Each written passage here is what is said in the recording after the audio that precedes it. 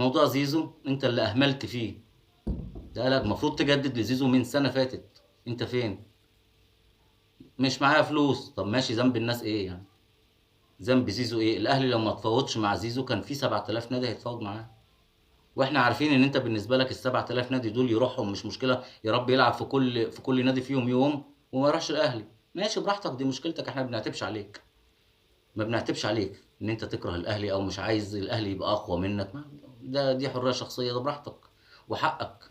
وانا واحد من الناس ما بحبش ان نادي الزمالك يكون اقوى من النادي الاهلي في السكواد، بالرغم ان انت لما كنت اقوى مني في السكواد في 2020 ماتش القاضيه خدت القاضيه منك برضه.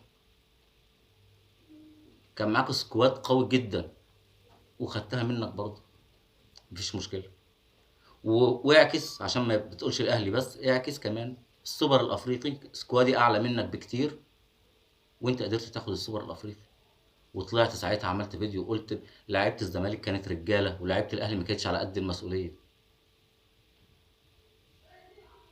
ده شيء بيحصل في كل مكان في الدنيا، مش على قدك انت بس. وبعدين ما تعمليش محترف وعالمي وياما هنا ياما هناك، وفي الاخر تيجي تنكر على الاهلي اللي انت بتحب تعمله في الاهلي. وبس كده.